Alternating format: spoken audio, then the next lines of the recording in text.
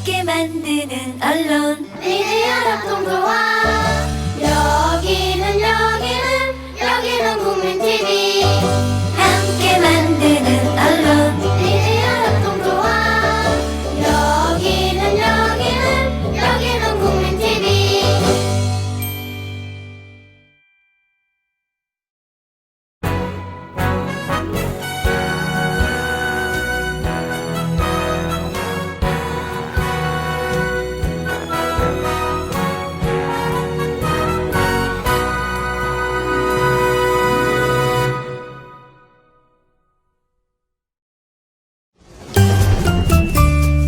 귀로만 듣던 국민TV의 팟캐스트를 이제 보이는 라디오로 시작합니다. 국민TV 광고를 모집합니다. 조합원과 비조합원 여러분, 자신이 속해 있는 기업과 사업체, 그리고 알리고 싶은 모든 것들 다 좋습니다. 광고를 원하시는 분은 신청해주세요. 홈페이지 kukmin.tv, 국민.tv 또는 지역번호 02-3144-0933번으로 연락주세요. 여러분의 많은 참여 바랍니다.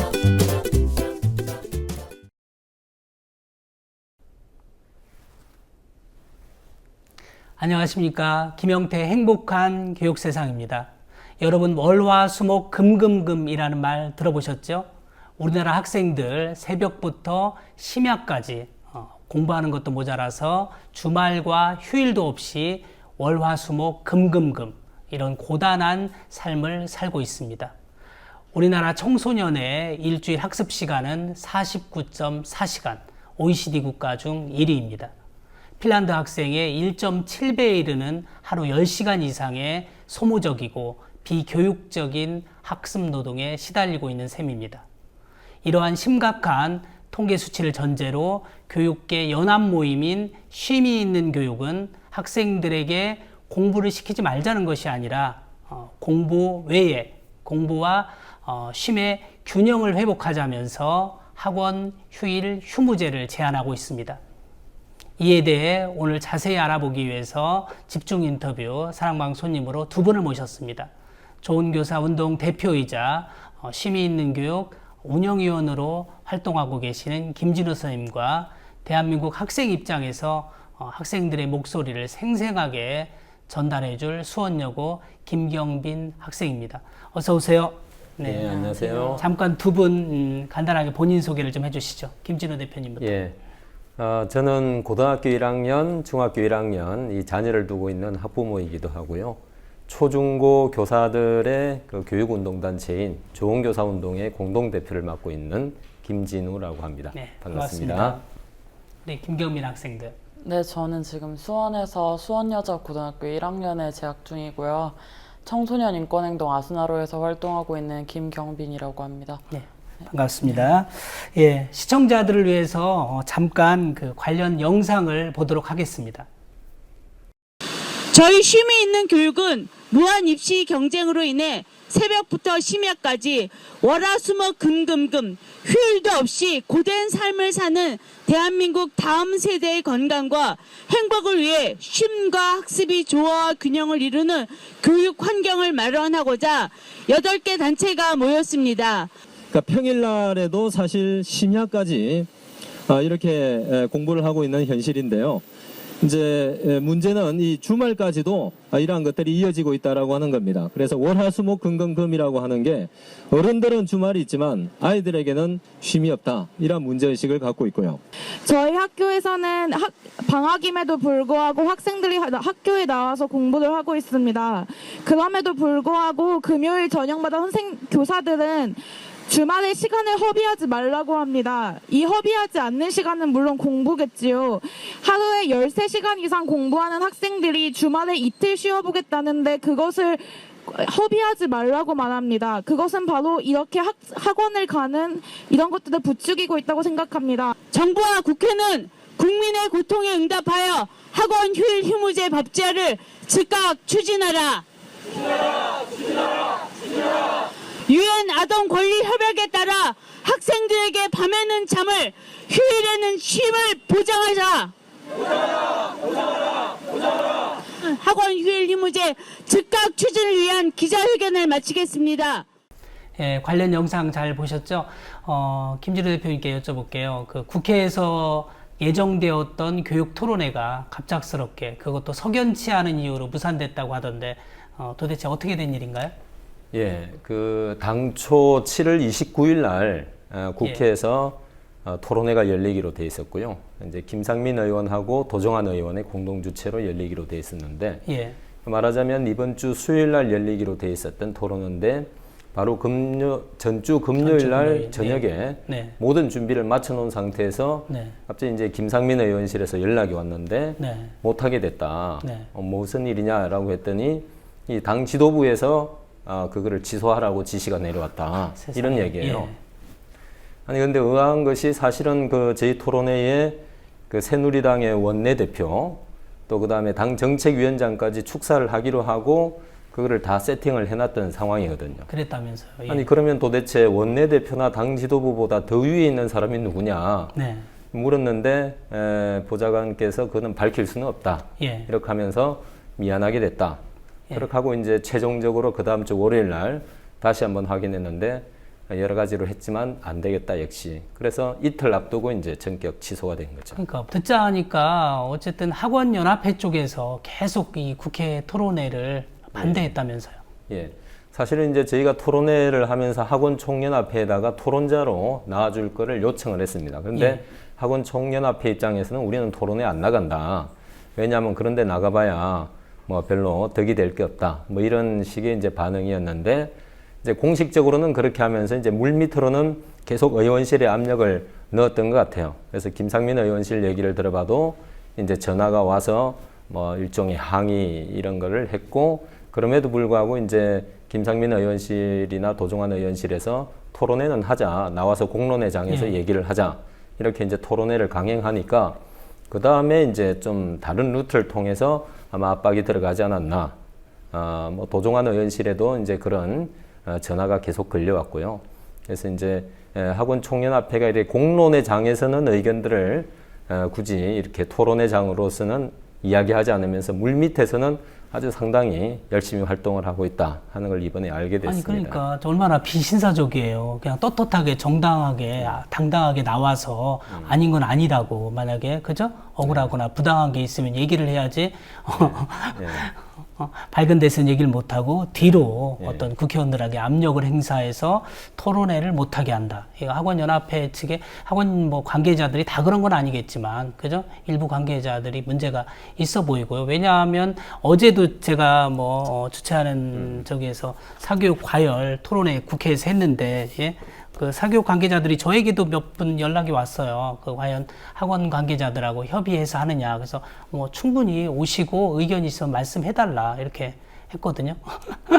그런데 어제 이제 토론회 중에 한 분이 토론자 중에 발표하는데 어제도 어떻게 하면 우리가 사교육비를 줄여볼까. 예? 그게 주제였거든요. 그랬더니 한 분 얘기가 학원 관계자가 뭐라고 얘기하냐면 그 어떤 정책을 내놔도 우리는 학생과 학부모를 구겨 삶을 자신 있다. 이렇게까지 그 학원업자들이 얘기한다는 거예요. 그래서 물론 그게 우리 교육당국이 뭔가 땜질식 처방을 하다 보니까 학원업자들이 참 알기를 좀 저렇게까지 자신만만하고 기세등등하구나. 이거 참 정말 큰 문제다. 이렇게 생각이 들었는데 어쨌든 뭐 이걸 이뤄내기 위해서 우리가 이제 연합 모임을 구성하지 않았습니까? 쉼이 있는 교육이라고. 쉼이 있는 교육에 대해서 좀 설명을 해주시죠. 예, 쉼이 있는 교육은 문자 그대로 쉼과 교육 이게 조화를 이루어야 되는데 우리나라 학생들은 이 부분에서 너무나 쉼을 잃어버리고 고단한 삶을 살고 있다.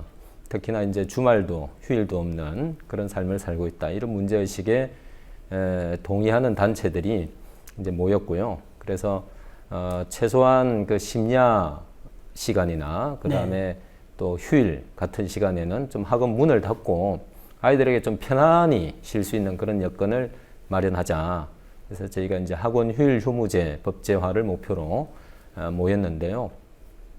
학부모 단체, 창교육 학부모회나 인간교육 실현 학부모연대, 그 다음에 아이건강연대 이런 학부모 단체들이 있고 또 YMCA, YWCA, 또 사교육 걱정 없는 세상 이런 시민단체들도 있고요. 그다음에 또 교사 단체들도 같이 이렇게 해서 한 8개 단체가 현재 힘을 모으고 있습니다. 그러니까 이 문제가 뭐 비단 뭐 어떤 한쪽 이야기만이 아니고 또 진영 논리로 접근할 문제도 아니고 정말 우리 아이들한테 어떻게 하면 쉼이 있는 정말 휴일이 있는 삶을 보장하자는 건데 그런데 이제 그날 토론회가 무산돼서 대신 국회 앞에서 아까 영상에서 좀 봤다시피 기자회견으로 대신했네요. 어떤 내용이었나요? 그렇죠. 원래는 이제 그날 2시에 그 소회의실에서 이제 품위 있게 열려야 될 토론회인데 무산이 됐기 때문에 대신 저희는 거리 토론회를 연 거죠. 국회 앞에서 이제 기자들하고 일종의 토론회를 연 셈인데요. 뭐 토론회가 무산됐다고 저희의 운동이 뭐 멈추는 것은 아니고 더 전열을 가다듬어서 제대로 해볼 생각입니다. 네. 아니, 왜냐하면 이제 저도 제가 교육위원 시절 쉼이 있는 교육, 이걸 특히 우리 아이들 휴일을 좀 어떤 식으로든지 쉬게 해야 되지 않냐 이런 생각 때문에 사실 어디서 생각을 했냐면 저한테도 몇 사람들이 묻지 않았습니까? 그래서 사실 그 대형마트를 우리가 격주로 사실 쉬게 해요. 그 골목 상권을 보호한다는 그 차원에서. 그래서 저희가 학생인권조례나 서울시 또 어린이 청소년 인권조례 만들면서 뭔가 그러면 대형마트도 2주에 한 번씩 쉬게 하는데 뭐 학생들을 위해서 뭐 2주에 한 번 또는 주일마다 일요일마다 학원도 쉴 수 있지 않느냐 이렇게 사실 접근을 했는데 아시다시피 조례로는 시간 규정은 할 수 있지 않습니까? 그래서 지금 서울 같은 경우는 밤 10시로 되어 있는데 그런데 요일 개념이 없기 때문에 이게 상위법에 또 저촉이 된다. 그래서 결국을 해내지 못했는데 하여튼 더 많은 단체들이 가세해서 이걸 꼭 이루어야 될 거라고 생각을 하고요. 우리 김경빈 학생도 주말과 휴일 학원 규제 꼭 필요하고 그리고 심야 학원도 법률적으로 그렇게 전국적으로 규제해야 된다. 그런 입장이죠? 네, 저도 규제가 꼭 필요하다고 생각하고요. 저는 주말에 이런 식으로 하는 게 사실 굉장히 비인간적이고 효율적으로 따져봤을 때도 그렇게 좋지 않다고 생각하거든요. 기계도 계속 쓰면 망가지잖아요. 근데 인간을 그렇게 계속 굴리면은 사람이 기계보다 내구도가 좋은 것도 아니고 당연히 망가지거든요. 이걸 버틸 수 있는 사람도 사실 몇 명 되지 않고 그리고 주 5일제도 사실 쉬라고 만든 건데 주 5일제 돼버리니까 이제 학교 안 나가지? 이제 학원으로 와서 공부하면 돼. 이런 식으로 받아들이는 것 같아서 전 사실 좀 기분이 나빴어요. 그거 이제 주말 학원이 계속 성행하는 걸 보면서. 그리고 심야 학습도 마찬가지인데 저는 지금 하고 있는 밤 10시도 굉장히 늦다고 생각하거든요. 경기도를 제외한 전국 초중고등학교들은 거의 8시 전후로 등교를 하잖아요. 그러면 이제 10시까지 공부를 하면 학교나 학원이 먼 학생들은 거의 집에 11시, 12시에 들어온 학생도 많은데 학교도 멀고 학원도 멀고 그러면은 또 막 12시에 자서 6시에 일어나서 학교 가야 되고 아니면 더 일찍 일어나거나 해서 실질적으로 쉬거나 잘 수 있는 시간이 줄어드니까 좀 더 쉴 수 있게 한다고 생각합니다. 그러니까 대한민국에 태어났다는 이유만으로 왜 공부해야 되는지도 모르고 그냥 거의 공부하는 기계처럼 됐어요. 특히 주 5일제 금방 말씀하신 것처럼 주 5일제를 하는 이유가 그죠? 주말과 휴일을 이용해서 뭐 여가 또 쉼 또 봉사활동, 체험활동, 가족과의 시간 하여튼 의미 있게 보내라는 건데 그 주말과 휴일을 학원에 반납하는 지금 그런 셈이 됐으니까 그러면 여기서 또 잠깐 한번 관련 영상을 좀 보고 더 계속 진행하겠습니다.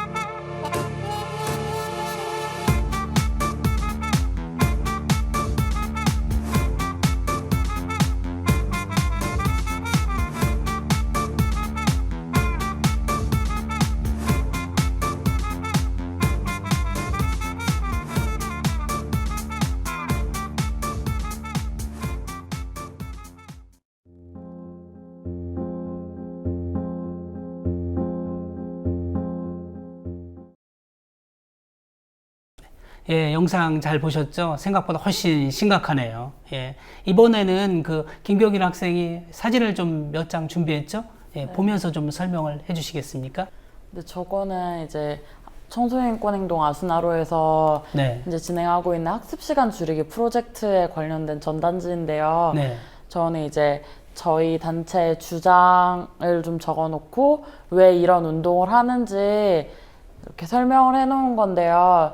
보시면 알겠지만 저기 네. 5대 요구가 있어요. 예. 저걸 간단하게 설명하면은 수업 시수도 줄이고 일수도 줄여서 일단 좀 방학을 좀 늘려서 쉬게 하자, 휴일 자체를 좀 늘리자, 그리고 보충이나 야자나 학원 같은 거를 강제로 시키지 말고 이런 걸 금지시키자, 야간이나 주말이나 휴일에는 좀 더 쉬게 하자, 그리고 이런 것들을 만들어내는 게 사실 체제인 거잖아요. 예. 이런 교육 체제를 좀 바꾸고 너무 경쟁 사회로 달리는 게 아니라 더 쉬게 좀 쉴 수 있는 환경을 만들자라는 건데요.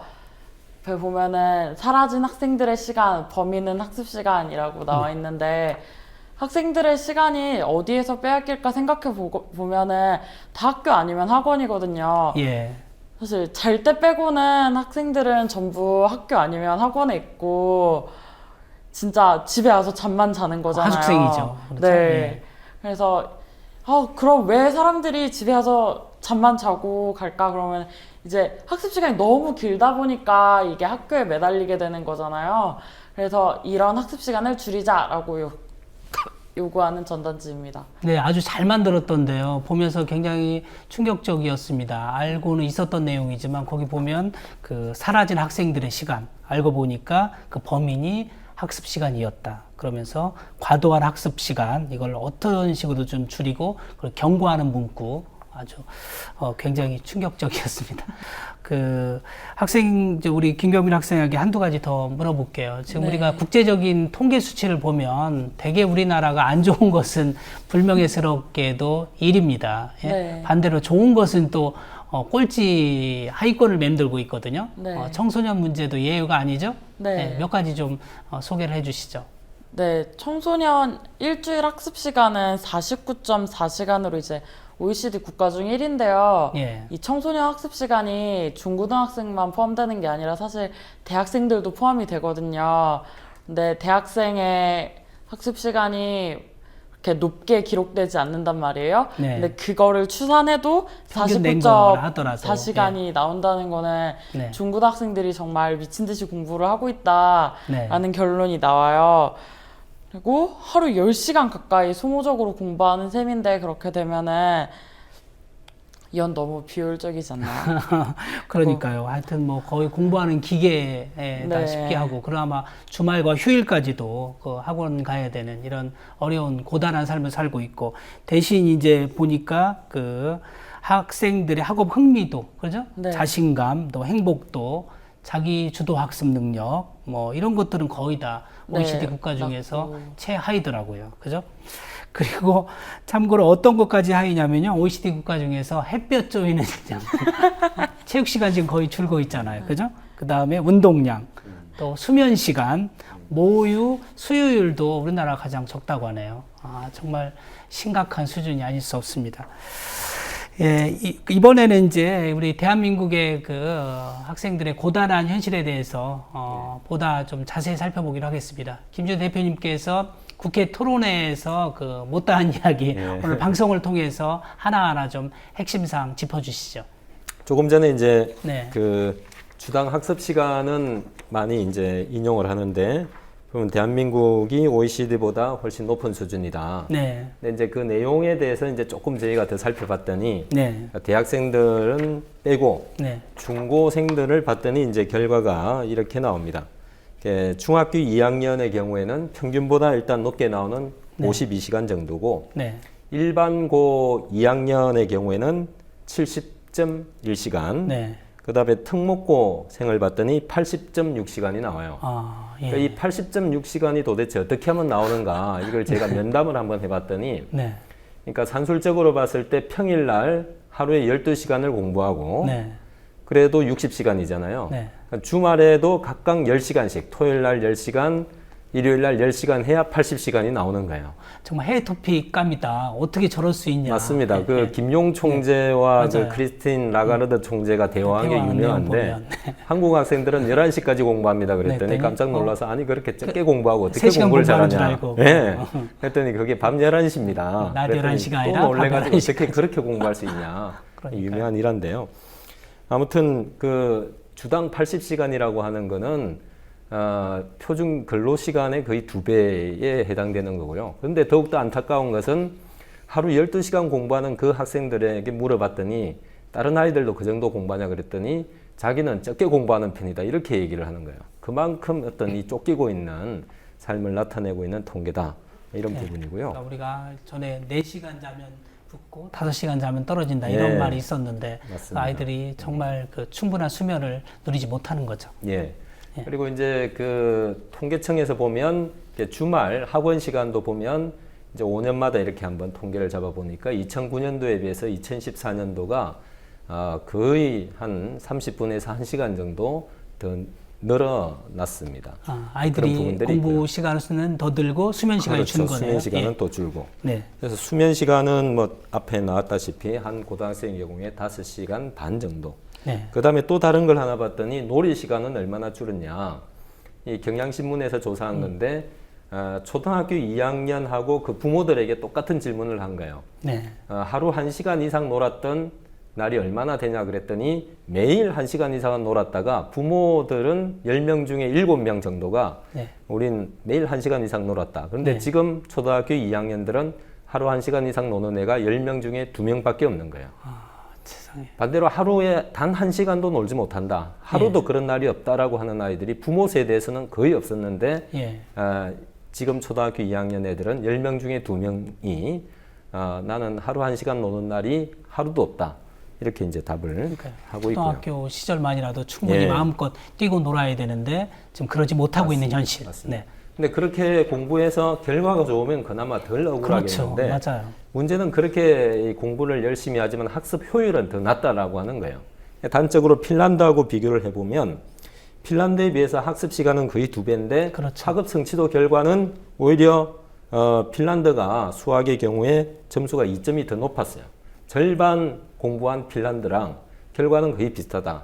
그러니까 학습 효율은 절반으로 떨어져 있다. 이런 얘기고 성적은 또 그렇게 나오지만은 자신감, 얼마나 공부를 좋아하고 난 잘할 수 있다 그런 자신감을 갖는가 하는 그 자아 효능감을 봤을 때는 조사 대상 65개국 중에 62위다. 거의 뭐 하위권이죠. 네, 그렇죠. 바닥이죠. 그 피사 통계 재밌는 거 있지 않습니까? 국제 학업 성취도 평가. 네네.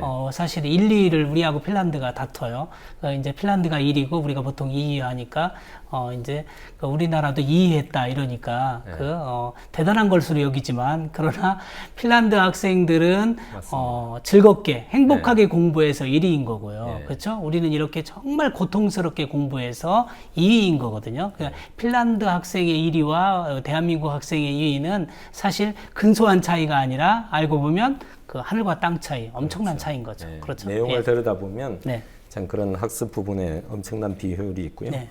그래서 결론적으로 보면 이제 우리나라 학생들의 삶의 만족도를 조사한 그런 몇 가지 연구들이 있는데 거의 뭐 여러 군데서 조사를 합니다만은 네. 거의 일관되게 거의 꼴찌 수준으로 나온다는 것을 네. 알 수가 있습니다.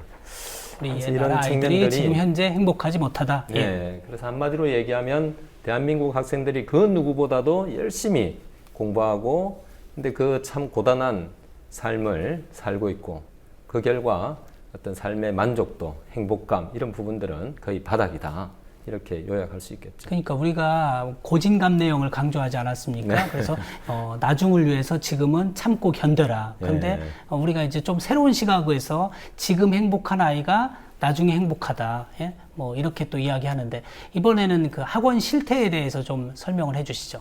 예, 학원 실태는 간단히 보면 2015년도 사교육비 총액이 33조 원 규모라고 조사가 그렇다면서요. 됐습니다. 예. 거의 뭐 공교육비를 능가하는 수준이 아닌가 싶고요. 우리나라 국가 예산의 한 8.8%, 네네. 뭐 10%를 육박한다고 들었습니다. 예. 이제 사교육비 부분은 워낙 또 국민적으로 고통스러워하는 부분인데요. 저희가 특별히 이번에 그 어떤 주말에 학원 다니는 그 실태를 좀 조사를 해봤는데요. 그 전국적으로 저희가 설문조사를 해서 보니까요. 일요일 날도 학원을 매주 다닌다라고 하는 경우가 고등학생의 경우에 10명 중에 한 3명. 3명 정도. 네. 매주 다니는 경우가 네. 그렇고 뭐 시험 때 이렇게 가끔 다니는 경우까지 합하면 10명 중에 거의 6명, 7명 정도가 학원을 다니는 거로 나와 있습니다. 예. 그다음에 그 서울 지역을 조금 더 자세히 봤는데요. 서울 지역에 이제 일반고하고 특목고 이렇게 좀 구분해서 봤더니 이제 일반고는 뭐 비슷하게 30% 조금 넘게 나오고요. 반면 특목고 자사고 학생들의 경우에는 절반 이상 51.9%가 매주 학원을 다닌다. 예. 그래서 가끔 다니는 경우까지 합하면 거의 뭐 70% 가까이 이렇게 나오는 거로 되어 있습니다. 아까 특목고사 얘기 듣는데 학습 시간하고 이게 학원 가는 시간 보면 그렇죠. 아이들이 거의 이렇게. 사실 숨만 쉬고 있는 거예요. 그렇죠? 맞습니다. 맞습니다. 네. 예, 뭐 심각합니다. 그렇다고 중학생이나 초등학생도 안심할 수준은 아닙니다. 아니죠. 그렇죠. 중학생들도 한 10%는 매주 학원을 다닌다. 심지어 초등학생도 네. 비슷하게 나오고요. 중학생은 또 이제 가끔 다닌 경우까지 합하면 또 50% 가까이. 근데 이제 그렇게 학년이 나옵니다. 올라갈수록 고학년이 될수록 학원 의존도가 높아진다는 높아지죠. 거죠. 그렇죠? 예. 그다음에 이제 학원 쪽으로 한번 조사를 해봤더니 저희가 네. 무작위로 이제 전화를 걸어서 일요일 날 영업을 하냐. 네. 이제 두 가지로 했는데 서울에 여러 구별로 2군데를 무작위로 해서 50군데를 물어봤더니 네.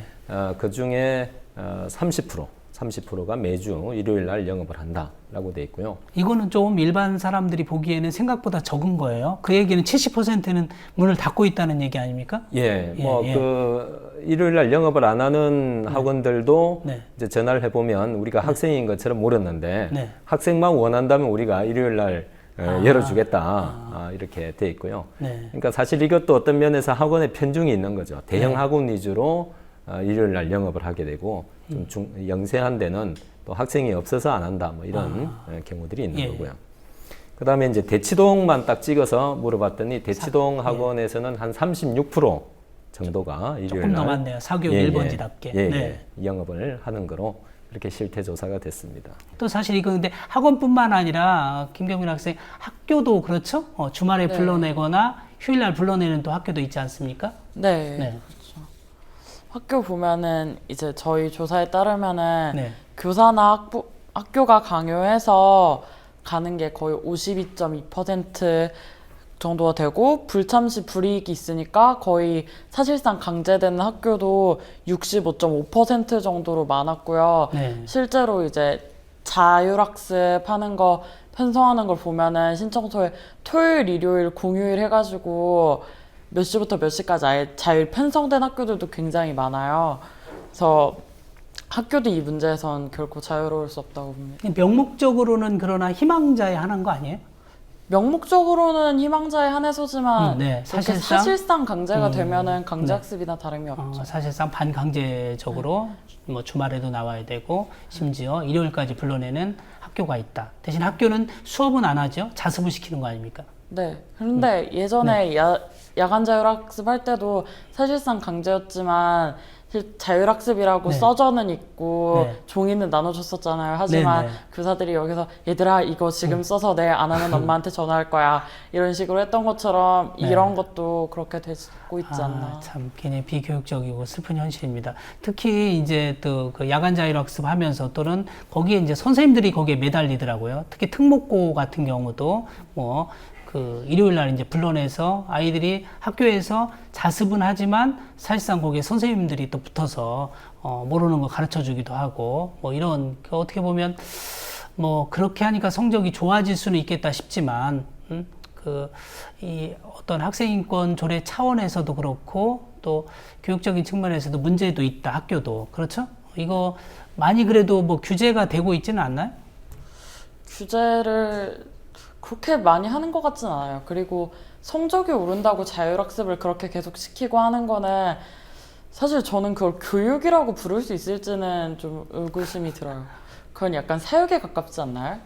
아니 우리나라 교육이 뭐 사실 뭐 교육 말하기가 어려울 정도로 사실 금방 사육이라는 표현을 썼는데 중고등학교까지는 거의 어떻게 보면 사육에 가까운 입시학원으로 지금 전락되고 있지 않습니까? 그리고 대학 되면 또 취업 양성소로 전락되는 한심한 지금 나라꼴이 되고 말았는데 어쨌든 이제 그 부분도 좀 어쨌든 학교에서 강제적으로 사실상 반강제적으로 본인들은 아니라고 하지만 그죠? 반강제적으로 학생들을 불러내는 거 이것도 좀 사실 문제인 것 같아요. 스스로 아이들이 도서관을 찾아서 공부하는 거는 문제가 되지 않겠죠. 그렇죠?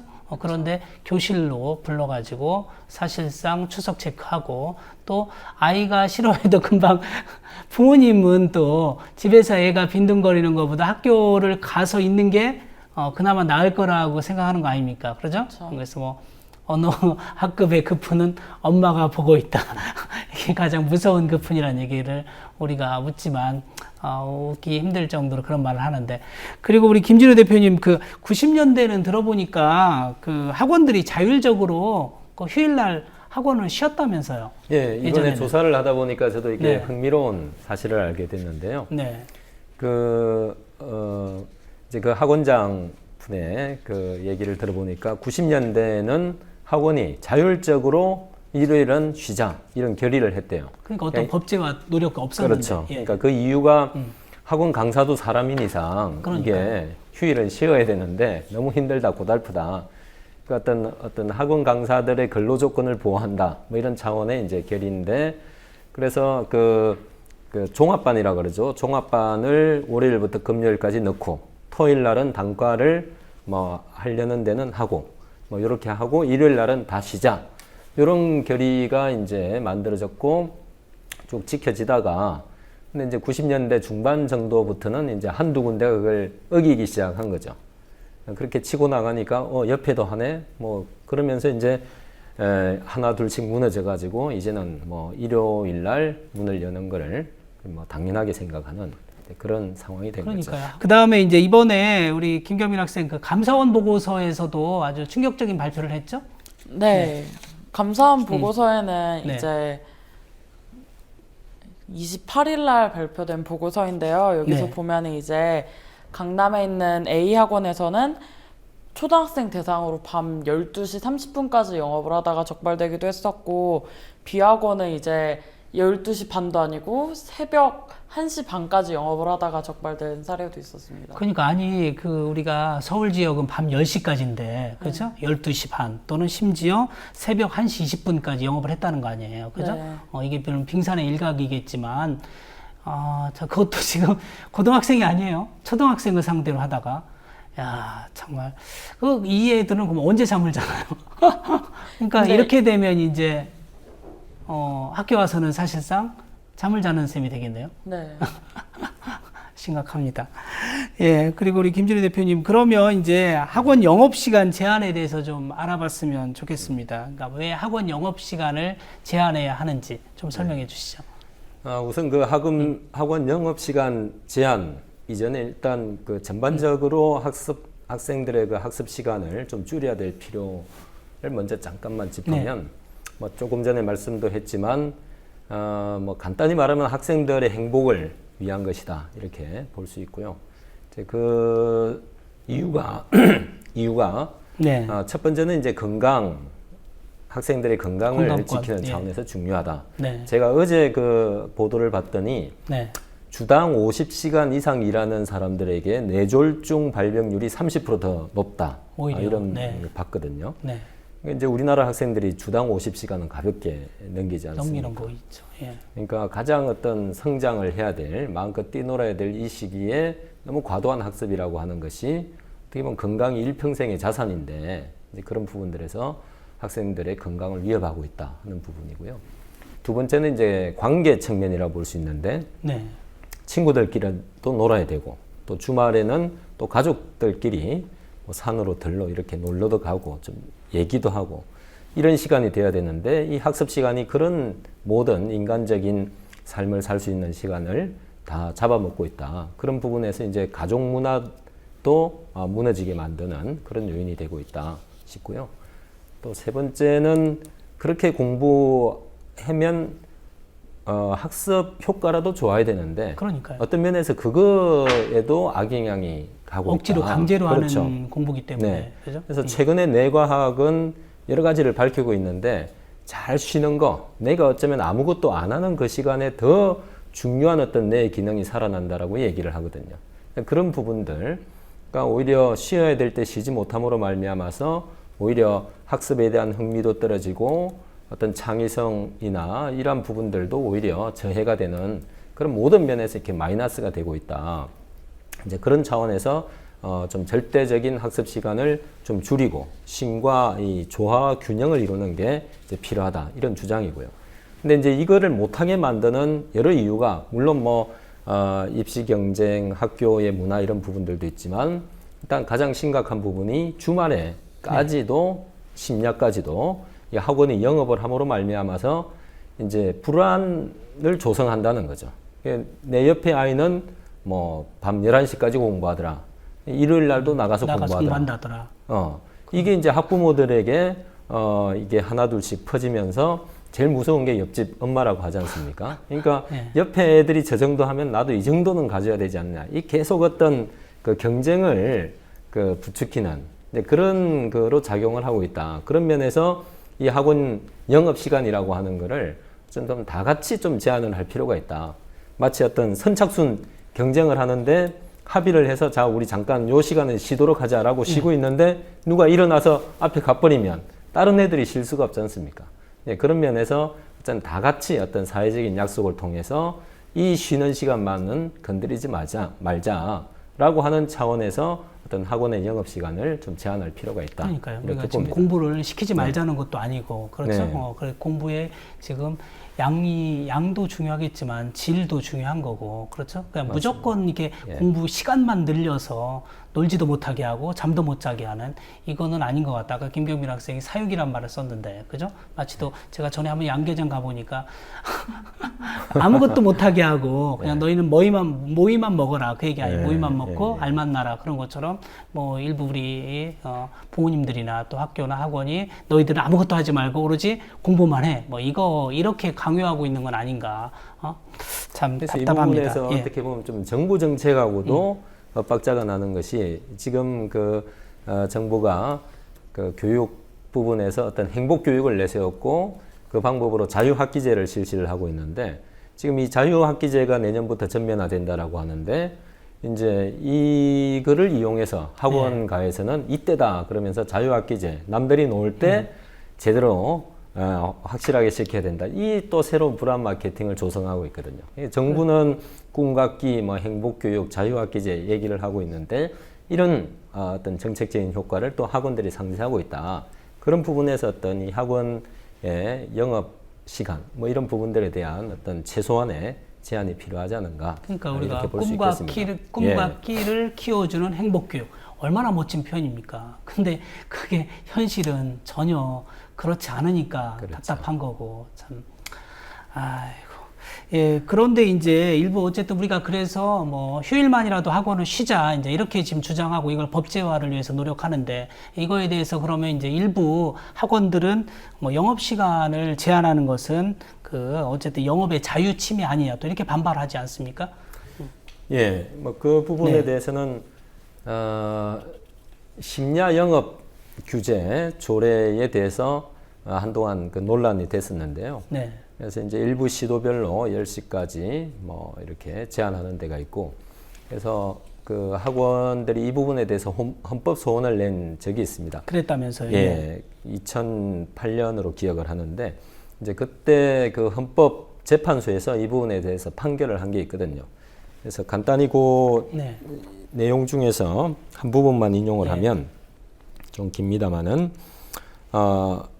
그 이 사건 조항이 추구하는 공익, 즉 그 심야 영업 규제가 추구하는 공익이라고 하는 것이 학생들의 건강, 안전, 학교 교육의 충실화, 그다음에 사교육비의 절감을 가져오기 때문에 법의 균형성을 충족한다라고 하는 부분이고, 그다음에 그 학원들의 어떤 시간을 제한하였다고 하지만 이런 부분들이 다른 어떤 또 대체 수단들도 있기 때문에 이들의 직업 수행의 자유를 침해하였다고 볼 수 없다. 네. 이렇게 판정을 했습니다. 그러니까 영업의 자유보다 그렇죠. 학생들의 건강과 공익이 우선이다. 맞습니다. 법원이 그렇게 영업의 얘기한 거네요. 자유라고 하는 거는 원래 어떤 거든 무한정 보장되는 것이 아니라 어떤 이 사회적인 공익과 견주어서 어떤 제한이 들어갈 수 있는데 학원 영업의 시간의 경우에는 그것들로 인해서 무제한으로 허용했을 경우에 침해되는 이익이 너무나 크다.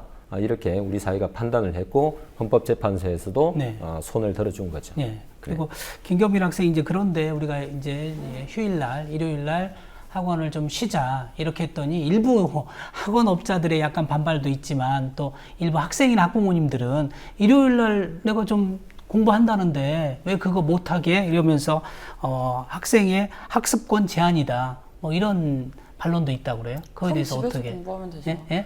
공부를 하고 싶으면 집에서 공부를 하면 되죠.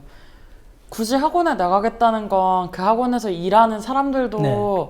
고통받게 만드는 거고 다른 사람은 그러고 싶지 않은데 저 사람이 하니까 나도 해야겠네 하는 불안감을 막 이렇게 만들어내는 거라고 생각하거든요. 공부를 하고 싶으면 사실 집에서도 충분히 할 수 있고 도서관에 가거나 요즘엔 인터넷 강의도 굉장히 많이 나와 있잖아요. 네. 그런 걸 보면서 할 수 있는데 사실 주말에 굳이 학원을 가서 하겠다는 거는 그냥 내가 하고 싶으니까 다른 사람은 고통받아도 돼 라고 얘기하는 것 같아서 사실 저는 그거엔 동의하지 않아요. 그러니까 우리가 어쨌든 우리 아이들이 자기 주도 학습 능력을 많이 상실한 것 같아요. 그러다 보니까 뭐든지 타율적으로, 그러니까 아까 학원에 너무 많이 의존하다 보니까 어떻게 보면 그 아이가 집에 있으면 부모가 불안한 거예요. 그죠? 그러니까 학원을 보내야 아까 부모님이 좀 안심되는 것 같고, 그러니까 아이도 집에서는 공부가 잘 안 되고 학원을 가야 공부하는 것처럼 이게 어떻게 뭔가 정말 대한민국이 세계에서 이런 나라가 또 있을까 싶을 정도로 좀 이렇게 아주 조금 전에 말씀하신 그 네. 어떤 학생들의 학습권 논리를 네. 이제 학원 측에서는 네. 영업권 얘기가 안 되니까 네, 이번에는. 학생들의 학습권을 보장해야 된다 이렇게 얘기를 하는데 이제 그 말은 학생들이 공부하는 거를 자유롭게 공부하겠다라고 하는 걸 어떻게 못하게 하냐 이 논리인데 그렇다면 일요일 날 학원을 가는 것이 학생들의 순수한 자발적인 의사냐 이거를 봐야 된다라고 보거든요. 물론 자기 발로 가니까 자발적으로 가는 거다라고 할지 모르겠지만 말씀드린 것처럼 성착순 경쟁의 상황에서는 남들이 뛰면 그렇죠. 자기도 안 뛸 수 없기 때문에 억지로 뛰는 거거든요. 그런 거에 그런 상황에서 이제 말하자면 학원도 남들이 가니까 불안해서 우리 아이라도 보내야 되겠다, 뭐 나라도 가야 되겠다 이런 그 식으로 가는 건데 그거를 학생들의 어떤 순수한 자발적인 의지다 이렇게 포장하는 것은 좀 아니죠. 그러니까요. 아이들도 예. 그렇고 또 부모님도 옆집 아이는 간대는데 네. 우리 아이만 집에 있으면 노는 것 같으니까 또 부모님들도 보내게 되고 그렇죠. 예. 그래서 이거 뭐 여론조사를 한번 해보셨다고요, 그렇죠? 예, 예. 국민들 상대로 여론조사 결과는 어떻게 나왔나요? 예. 그러니까 저희가 여론조사를 한 거는 이제 이렇습니다. 그러니까 일요일 날 학원 영업을 제한하는 것이 네. 뭐 법적으로 옳으냐 그러냐 이게 절대적인 기준은 없고 그 사회의 합의라고 보는 거거든요.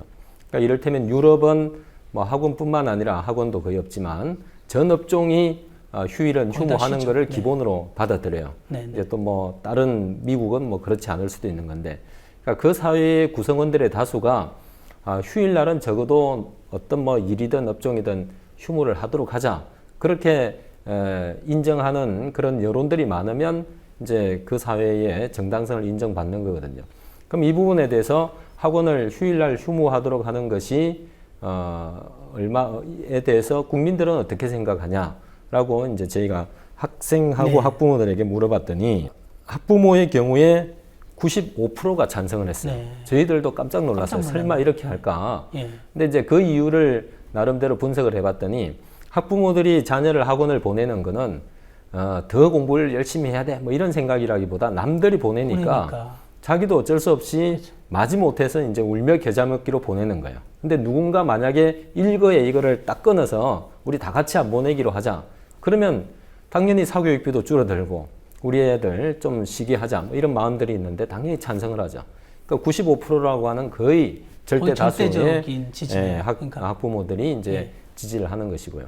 그러니까 오히려 보내고 계시면서도 그렇죠. 사실은 이게 지금 이건 아니다라고 맞습니다. 생각하시는 거잖아요. 맞습니다. 아까 이제 말씀하신 대로 우리가 지금 사교육비가 33조를 넘고 네. 통계에 잡힌 것만 그래요. 네. 통계에 잡히지 않은 것은 훨씬 더 많을 거고요. 네. 또 가계 지출의 20% 비중이라는 거 아닙니까? 뭐 그것도 통계에 잡힌 것만이니까 어떤 가정은 뭐 저 아빠의 월급의 절반 이상을 뭐 아이들의 사교육비에 쏟는다 이렇게 얘기할 정도로 사실 가계 경제가 휘청이고 부모의 등골이 좀 휘는 건데, 그러니까 당연히 부모님들도 이게 좀 어떻게 우리 애 학원 안 보낼 수 있는 방법 없어? 그러면 다 같이 안 보낸다고 하면 네, 바로 그겁니다. 이제 네. 이렇게 절대적인 지지를 하는군요. 예. 그러니까 뭐 사교육비 때문에 사실은 노후 대비도 제대로 못하고 그렇죠. 그래서 누군가는 이 어떻게 보면 미친 경쟁을 네. 좀 중단시켜줬으면 좋겠다. 그런데 이제 그런 그 어떤 규제가 없으니까 옆집 엄마가 보내는데 뭐 나라고 그냥 가만히 있을 수 있냐 뭐 이런 어떤 마지 못해서 뛰고 있는 그런 선착순 경쟁이기 때문에 이걸 좀 다 같이 좀 합의를 해서 그것들을 만들어주면 좋겠다라고 하는 것이 어떤 학부모 95%의 지지로 나타나지 않았나 그렇게 생각합니다. 학부모가 뭐 95% 이렇게 지지하는 거면 당연히 이걸 법제화 노력을 해야 되고, 사실은 네. 이거 교육 당국이 나서야 되는데, 맞습니다. 중앙 정부나 교육 당국이 나서야 되는데 사실은 교육 당국은 뒷짐지고 있고 우리 네. 이제 교육계가 할 수 없이 연합체를 만들어서 지금 주장하는 건데, 이 부분에 대해서 우리 김병빈 학생도 그 학원 휴무제에 대해서 어떻게 생각하세요? 일단 학원은 공교육에 따라오는 거잖아요. 일단 명목상으로는 저는 이제 사교육도 사교육이지만 사교육도 공교육도 전부 가리지 않고 아예 학습 시간 자체를 좀 줄이는 방향으로 나가야 될 것 같아요. 예. 이게 공교육에서 안 되니까 사교육으로 가고, 사교육에서 사교육이 너무 비대해지니까 공교육은 이제 또 휴지 조각이 되고, 이런 악순환이 계속 반복되는 거잖아요.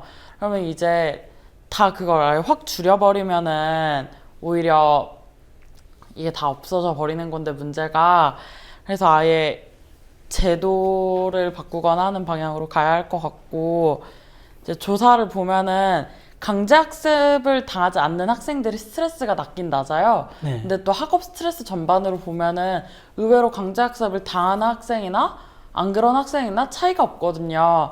이거는 보면은 사교육을 하고 말고의 문제가 아니라 전반적으로 교육제도가 다 삐뚤어져 있으니까 모두가 고통받는 체제라고 볼 수 있는 거잖아요.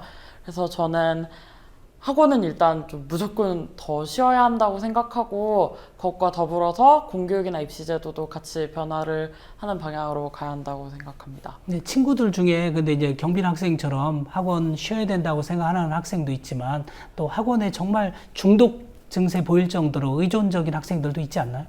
제 친구 중에 한 명은 이제 네. 학원을 안 다니면은 네. 자기가 너무 불안해가지고 이제 학원 안 다니면 안 되겠다라고 생각하는 애가 있어요. 그러니까 스스로는 공부를 못 하는 거죠?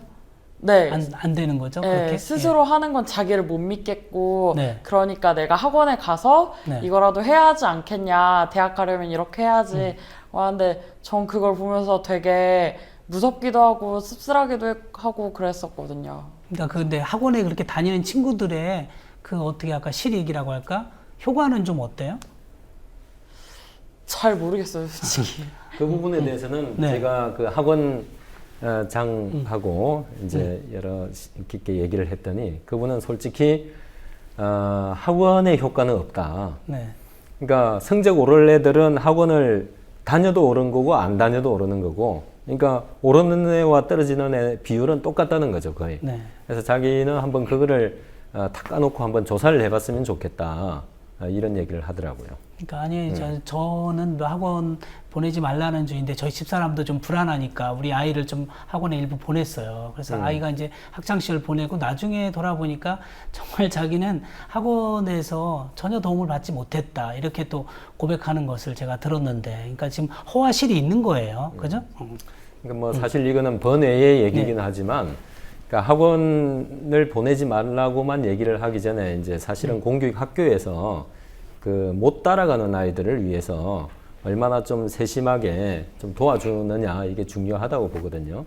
그러니까 학원을 다니는 수요도 절반은 뭐 남들보다 앞서야 되겠다 이런 동기가 있겠지만 또 절반은 학교 수업 따라가기가 힘들어서 좀 보충을 해야 되겠다 이렇게 해석하는 경우들이 있기 때문에 근데 이제 학원도 그렇게 세밀하게 이렇게 잘 하지는 못하고 있는 상황이고 그래서 학교에서 조금 더 이 부분에 투자를 해가지고 아이들의 못 따라가는 부분들을 도와주는 그런 체제를 갖추는 거하고 같이 가야지 뭐 이 전반적인 어떤 이 과잉 사교육도 좀 줄일 수 있지 않나 그런 생각을 그러니까요. 합니다. 우리가 지금 예. 공교육이 좀 부실함에 따라서 사교육이 더 확산되고 등재되는 이런 이유도 있지 않습니까? 우리가 이제 계속 교육 선진국 핀란드 얘기를 하는데 핀란드에서는 사실 저도 가보니까 거기는 우리는 너무 쉽게 학생을 공부 잘하는 아이 못하는 아이로 규정하지만 거기는 공부를 잘한다 못한다라는 개념 자체가 없더라고요. 그러니까 학습이 빠른 아이와 더딘 아이가 있을 뿐이지 조금 빠른 아이 더딘 아이 더딘 아이는 어떻게 하면 평균 이상으로 끌어올릴까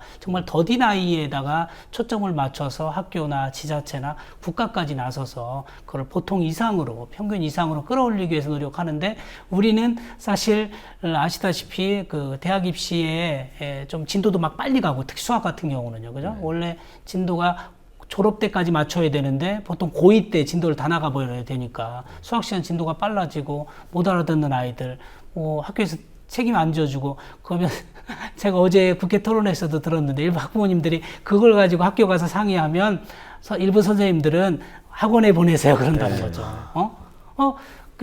그러면 공교육은 안 해주고 학교에서도 학원으로 떠미는 이런 무책임한 일이 지금 이게 대한민국의 현실이다. 예? 참 기가 막힌 일이고 어쨌든 우리 아이들이 너무너무 지금 고통스럽다고 호소하고 있지 않습니까? 그래서 적어도 휴일만큼은 우리 어른들도 주 5일째 하고 학교도 주 5일째 하고 있으니까 주말을 주말답게 휴일을 휴일답게 예전에 어느 정치인이 저녁이 있는 삶 그랬는데 우리가 지금 저녁이 있는 삶을 요구하는 게 아니에요. 그죠? 주말과 휴일이 있는 삶을 요구하는 건데 지난번 이제 어쨌든 국회 토론회는 무산됐지만 앞으로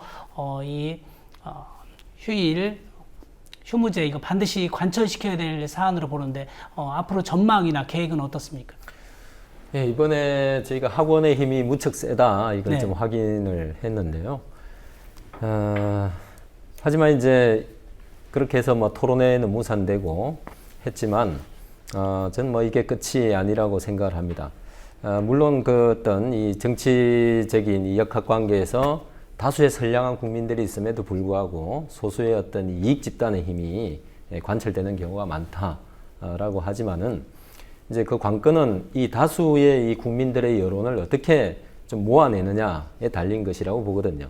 그래서 지금 이 조직화되지 않았기 때문에 흩어져 있는 이 국민들의 힘을 모아내서 정치인들에게 이제 압력을 가해야죠. 이렇게 많은 국민들이 원하고 있는데 여전히 학원 쪽의 얘기를 들으면 그쪽의 눈치를 보면서 갈 거냐 아니면 이 국민들의 이익을 선택할 거냐 그런 어떤 구도를 만들어서 정치인들을 압박을 해야 된다고 보고요.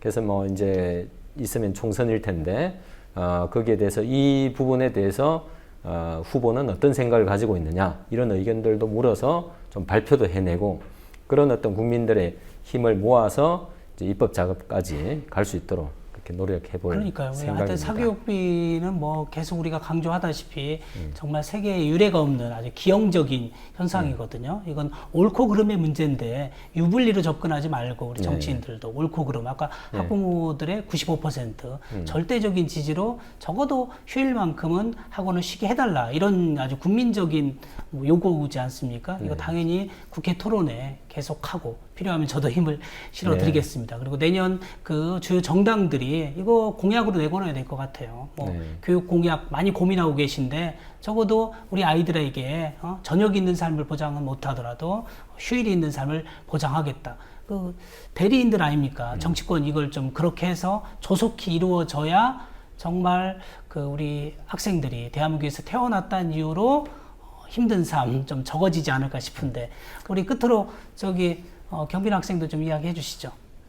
저는 이제 보다 보면은 전반적으로 학생이 공부를 안 하면은 아예 되게 죄악처럼 여기는 분위기가 되게 깔려 있는 것 같은데 저는 일단 이런 분위기에서 벗어나야 변화가 가능할 것 같아요. 일단 이런 인식이라도 없어져야 뭔가 바뀔 수 있을 것 같고 학생이 공부만 하는 게 아니라 학생도 사람이고 뭔가 놀 수 있어야 되고 쉴 수 있어야 되는 거를 사람들이 인지해야 이게 바뀔 수 있을 것 같고 그래야 좀 더 다른 학생들이 자유로운 삶을 누릴 수 있게 될 것 같습니다. 예, 맞아요. 학생도 인간이에요. 사람인데 우리 학생은 제가 교육위원 하면서 보니까 아이들 입장을 많이 대변하려고 노력은 했는데 두 가지 점에서 우리 사회적인 약자예요. 국민이면서도 투표권이 없다는 이유로 사실 국민 대우를 못 받고 있는 거죠. 그렇죠? 또 인간인데도 나이가 어리다는 이유로 좀 무시받고 있어요. 이 두 가지를 우리 정치권이 좀 유념을 해서, 왜냐하면 제가 핀란드 얘기를 계속 하는데 핀란드나 북유럽 가서 굉장히 속으로 많이 울었어요. 이렇게 행복한 교육 시스템을 만들 수 있구나. 집보다 학교가 이렇게 더 좋을 수 있구나. 근데 우리는 그렇지 못해서 너무 아이들이 고통스럽고 또 행복하지 않다고 얘기하고, 심지어 학교를 그만두는 아이들도 엄청나게 많아지고 있고, 심지어 스스로 목숨을 끊는 학생들도 지금 부지기수지 않습니까? 그래서 뭔가 특단의 대책이 좀 나와야 될 것 같다, 그런 생각을 합니다. 우리 김주 대표님도 끝으로 한 말씀 해주시죠. 예, 조금 전에 저녁이 있는 삶 말씀하셨는데, 예. 저녁이 있는 삶의 이 학생 버전이라고 저는 네. 생각을 하는데요. 이제 저녁은 참 현실적으로 안타깝지만 기대 못한다 하더라도 네. 최소한 밤은 있는 삶, 네. 네. 그다음에 주말은 있는 삶, 네. 이런 세상이 빨리 왔으면 좋겠습니다. 네, 빨리 이뤄내야 될 것 같고요. 그러기 위해서는 사실 투표 연령 1살 낮추는 게 필요해요. 이거 함께 노력해야 돼요. 그죠? 지금 이제 세계 유례가 없을 정도로 일본과 우리가 만 19세였는데 투표 연령이, 일본도 이번에 18세로 낮췄다고 그래요. 학생들의 목소리를 드러낼 네. 수 있도록 만드는 이런 제도적인 틀이 그러니까 왜냐하면 정치인들이 경로당은 열심히 찾아가는데요. 학생들이 있는 곳은 안 가잖아. 왜? 표가 없기 때문에, 유권자가 아닌 거죠. 그런데 투표 연령을 1살 낮춤으로써 고3 아이들 대부분이 이제 유권자가 되는 셈이니까, 그럼 정치인들이 학생을 바라보는 시각이 달라질 것 같아요. 그죠? 예. 그것이 병행돼야만 이것도 이뤄내지 않을까, 그렇게 봅니다. 예, 오늘 두 분 나와주셔서 고맙습니다. 감사합니다. 오늘 마무리 발언은 지난 국회 토론회가 무산되는 바람에 장은채 고3 학생이 하지 못했던 그 토론문 중 일부를 제가 대신 전달해 드리는 것으로 가름하겠습니다. 청소년은 공부하는 기계가 아니다. 시간이 공부라고 하는 법칙은 주말, 심지어 공휴일의 시간이라고 해서 비껴가지 않는다. 주말에 학원을 가게 되는 이유는 금요일 종례 시간에 교사들이 줄곧 말하는 주말 시간을 허비하지 말라고 하는 것과 관련이 있다. 5일 동안 하루 13시간 이상 공부했던 학생들이 주말에 쉬면서조차 시간을 낭비하고 있다는 죄책감과 나 말고 다른 학생들은 다 공부하고 있을 것이라고 하는 불안감 때문에 학원에 가는 것을 택한다. 이렇게 학생들의 한계를 시험하는 일은 이제 그만되어야 한다고 생각한다. 솔직히 이건 미친 짓이라고 말하고 싶다. 그렇기에 이 비정상적인 생활을 조금이라도 제어할 수 있는 조치로서 학원 휴일 휴무제, 법제화가 이루어져야 한다고 생각한다. 사회가 경쟁과 불안감, 강요라고 하는 이름으로 학생들의 시간을 착취하고 있다면 그로부터 학생들을 보호할 수 있는 장치도 있어야 한다고 생각한다. 오늘 방송은 여기까지입니다. 교육 때문에 고통스러운 대한민국을 조금이라도 저희가 노력해서 행복한 대한민국으로 만들어야 하겠습니다. 끝까지 시청해 주셔서 감사합니다. 다음 시간에 뵙겠습니다.